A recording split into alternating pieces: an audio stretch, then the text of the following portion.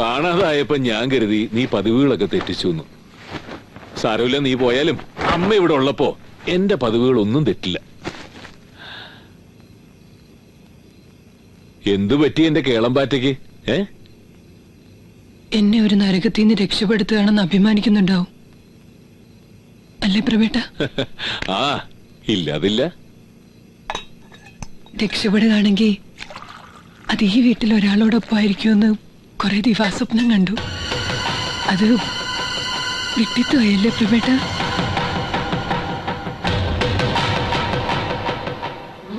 ഓരോ തവണ മിണ്ടിയും പിണങ്ങിയും കഴിയുമ്പോഴും എന്റെ മനസ്സറിയുന്ന ഒരാളാണല്ലോ ഇവിടെ ഉള്ളതെന്നുള്ള വിശ്വാസമായിരുന്നു എനിക്ക്. പക്ഷെ അത് തെറ്റി. രാധേ, ഒരൊറ്റ തവണ പോലും നീ എന്നോട് അങ്ങനെയൊന്നും.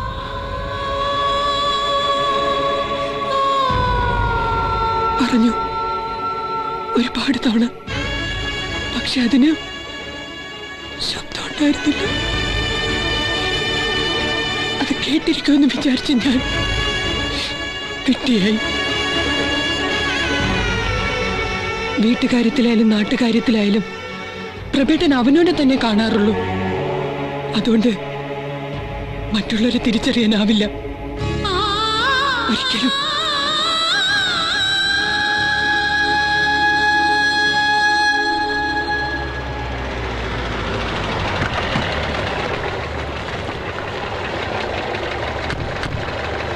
അവസാനം ഒരു ചെറിയ വിട്ടുവീഴ്ചയ്ക്ക് താൻ സമ്മതിച്ചു അല്ലേ?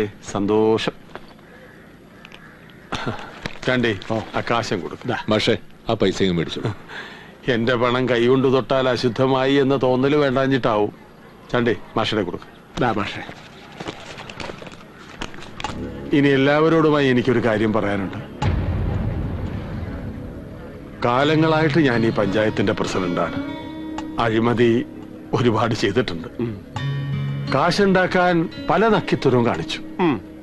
ഓരോ തവണയും ഇലക്ഷൻ ജയിക്കാൻ വേണ്ടി പലതും ചെയ്തു. പക്ഷേ ഈ പ്രഭാകരൻ, ഈ കറകളഞ്ഞ ഗാന്ധിയൻ എന്നെ ശരിക്കും തോപ്പിച്ചു.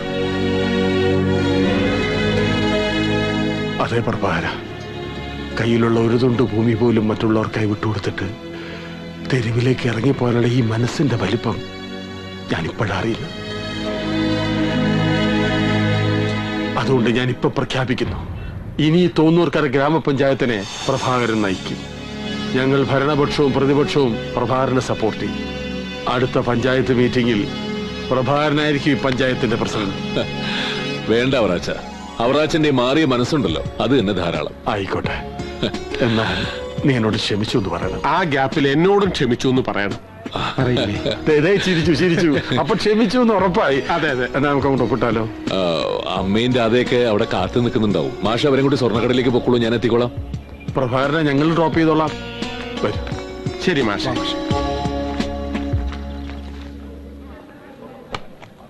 ഇതെടുത്തേ. ഇത് നന്നായിട്ടില്ലേ?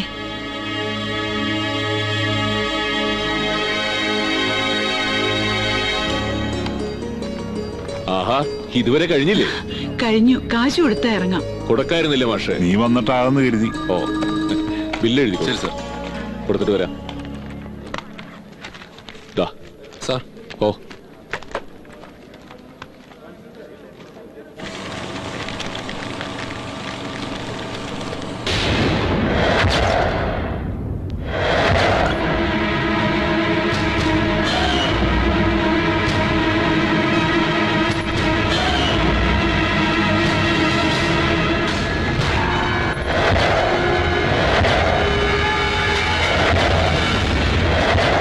സാറവിടെ ഇരുന്നോളൂ, ചെക്ക് ചെയ്ത് വരാൻ അല്പം സമയമെടുക്കും. ഓ,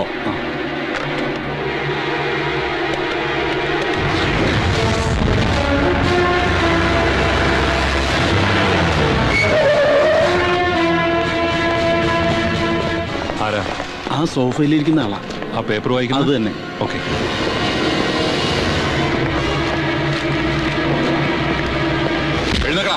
എഴുന്നേക്കാൻ. സ്വർണവും കൊണ്ട് കടന്നു കളയാമെന്ന് കരുതി അല്ലടാ? അയ്യോ സാറേ, എന്താ അതോ മോന്റെ കൂടെ നിങ്ങൾക്ക് വഴിയാണോ? നടക്കാം. ഞാനൊരു പഞ്ചായത്ത് മെമ്പറാ. അങ്ങനെ വരട്ടൊന്നും വേണ്ട. കാര്യം എന്താണെന്ന് വെച്ചാൽ പറയും. അത് ശരി, കള്ളനോട്ട് കൊടുത്ത് സ്വർണം വാങ്ങിയതും പറയാം, വർത്തമാനം പറയുന്നു. കള്ളനോട്ടോ?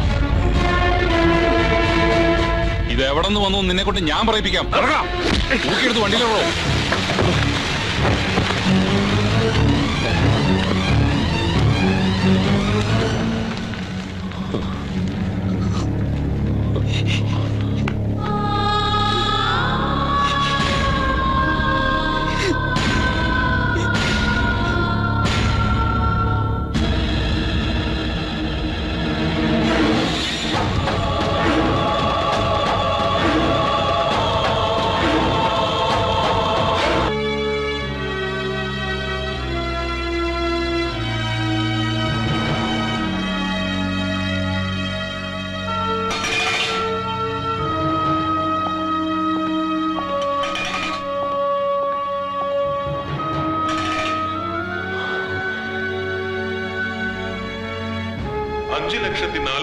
രൂപയുടെ കള്ളനോട്ടുകളുമായി നഗരത്തിലെ ഒരു ജ്വല്ലറിയിൽ വെച്ചാണ് പ്രഭാകരനെ പോലീസ് അറസ്റ്റ് ചെയ്തത്. തോന്നൂർക്കര ഗ്രാമപഞ്ചായത്തിലെ 8ാം വാർഡിൽ നിന്ന് വൻപിച്ച ഭൂരിപക്ഷത്തോടെ വിജയിച്ച പ്രഭാകരൻ സമീപകാലത്ത് കായൽ നികത്താനുള്ള പഞ്ചായത്തിന്റെ നീക്കത്തിനെതിരെ കഴുത്തറ്റ മണ്ണിലിറങ്ങി നിന്ന് നിരാഹാര സമരം നടത്തി വിജയിപ്പിച്ചിരുന്നു. കണ്ടില്ലേ, ആന പിണ്ടിയിടുന്നത് കണ്ടിട്ട് മുയല് മുക്കിയതിന്റെ ഫല. പറയാൻ പറ്റില്ല, ചില പാവം തന്നെ കള്ളനോട്ട് കൊടുത്തതാണെങ്കിലോ. ശരിയാ, ഈ സമരവും രാഷ്ട്രീയവും ഒക്കെ കള്ളത്തരത്തിന് നല്ല മുറയല്ലേ.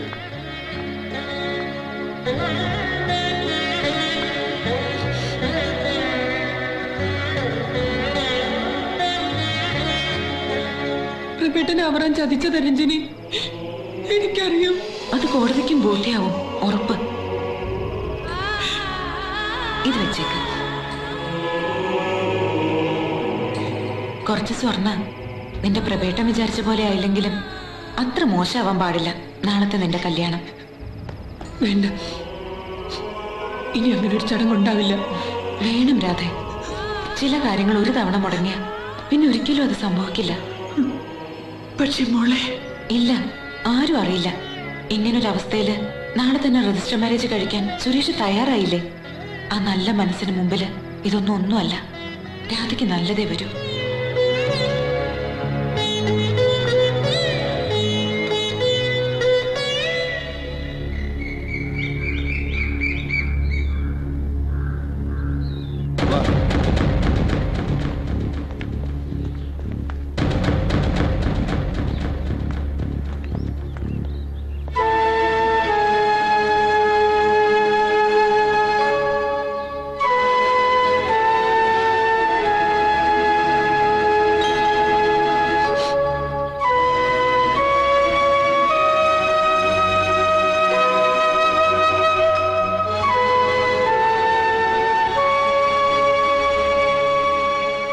പ്രഭേട്ടൻ ഞങ്ങൾ അനുഗ്രഹിക്കണം.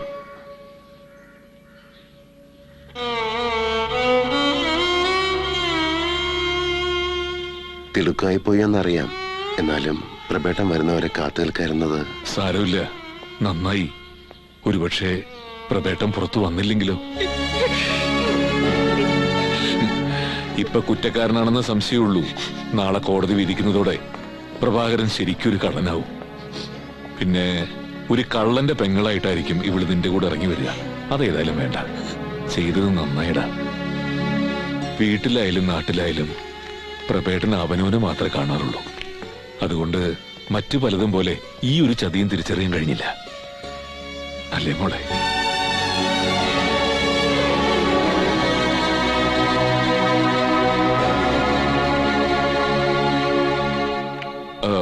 നിങ്ങൾക്കൊക്കെ ഞാൻ ഒരുപാട് നാണക്കേടുണ്ടാക്കിയല്ലടാ. പ്രഭാരം പറ, ഈ ഒറ്റിന് പകരം ഞങ്ങൾ എന്താ ചെയ്യേണ്ടത്? ഏയ്, ഒന്നും വേണ്ട, ഒക്കെ എന്റെ വിധിയാവും.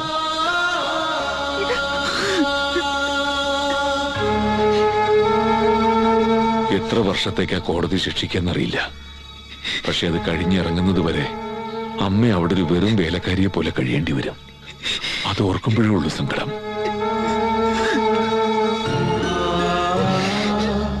ഇന്നേ വരെ അമ്മയ്ക്ക് വേണ്ടി ഒന്നും ചെയ്യാൻ എനിക്ക് കഴിഞ്ഞിട്ടില്ല. ശരിക്കും പറഞ്ഞ ഇങ്ങനൊരു മകൻ ജനിക്കേണ്ടായിരുന്നു, അല്ലേ അമ്മേ? അതെ, സമയം